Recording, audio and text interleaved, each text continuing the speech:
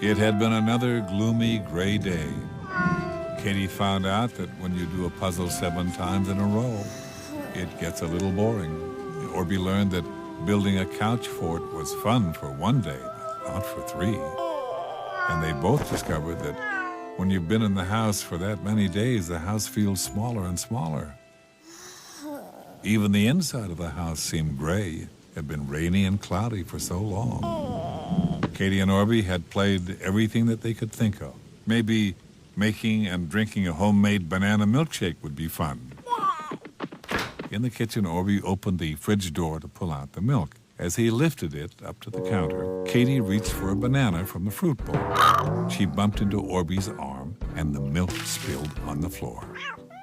Orbie was upset with Katie for bumping him. Katie was upset with Orbie for saying it was her fault when she was trying to help.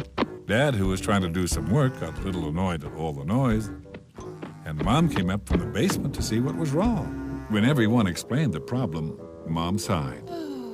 She gave Katie and Orbie some paper towels and put her arms around Dad. They might as well get used to feeling a bit grumpy, she pointed out. Gray day weather often makes people feel grouchy. And this was their 3rd gray day.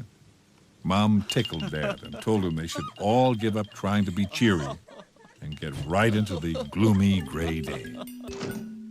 The floor was clean and the milkshake forgotten as Katie and Orbie closed her bedroom door. Katie beamed a great big smile. She thought of something fun. A gray day celebration. Everything they do should be gray, or have gray in it. They could make a really silly day happen. Orbie just loved the idea. First, they made a note for the front door. It announced, in pictures of course, to all visitors that they were having a gray day. Orbie found a pair of 2 big tights, which he had to keep pulling up, and a gray fedora.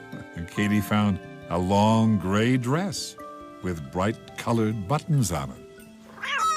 They took all the gray towels and sheets and covered the furniture in the living room with them. It certainly was starting to look gray.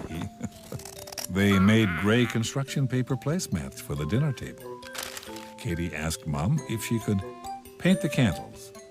Mom looked up. She saw the 2 gray characters and asked why they would want to do that. Katie explained with Orbie's help their gray day plan. Mom laughed. That was a splendid idea. She was terrifically impressed.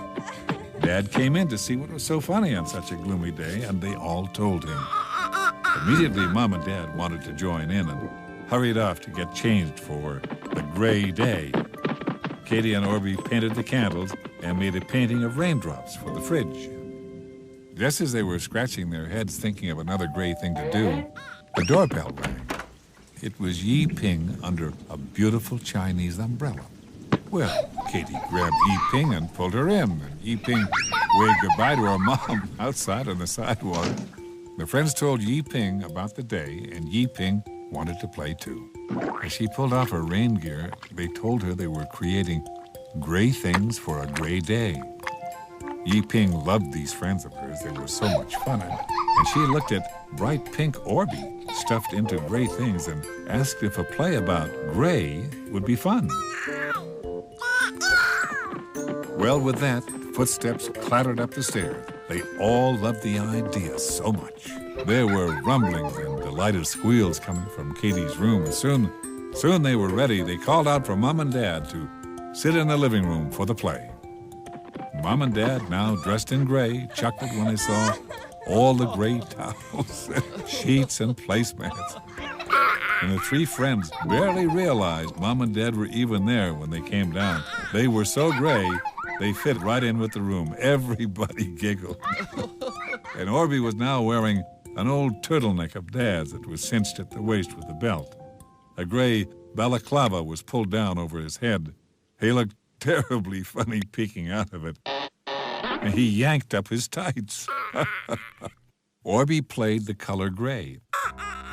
He burbled that nobody really liked him when he filled the sky or the day. He wanted people to like him.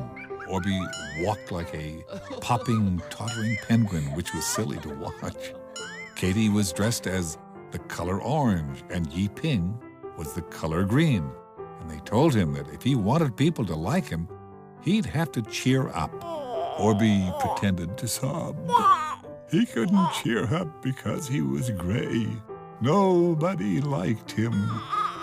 Green said if he smiled, more people would like him. And he smiled, but because of the balaclava, no one could see. Orange said that he would have to try harder.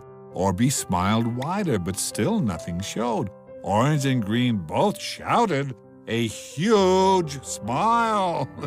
Orbie pulled up his balaclava to his nose and showed a great big smile. It was a ridiculous smile. And Orbie did look silly already, so Mom and Dad broke into fits of giggles and laughter. And Orange and Green laughed too. Orbie just kept on making funny smiles. And then suddenly, he pulled off the balaclava, and the laughter made him so happy he was starting to brighten up. Then he danced a little happy dance that made his tights fall down. Orange and Green were weeping laugh tears as Orbie did a handstand, and his shirt slid down, and belt and all over his head. When he jumped up, his arms and head were lost in the shirt. Orange and Green tugged to pull it all off.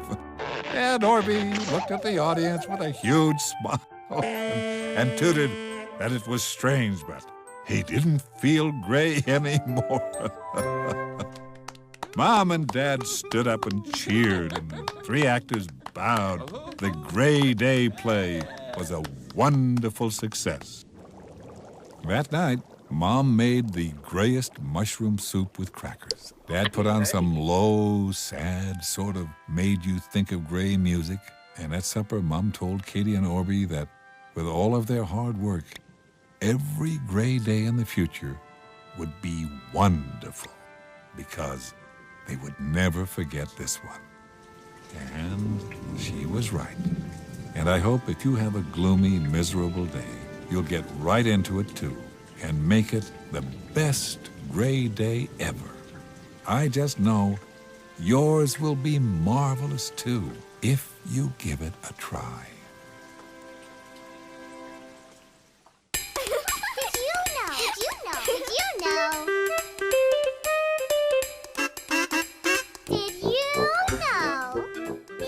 Vegetables out of your very own backyard. Potatoes, carrots, lettuce, and tomatoes can all be grown at home in your vegetable garden. You'll need to water them and care for them. But when they're ready to be picked, you'll have a feast. Yum, yum.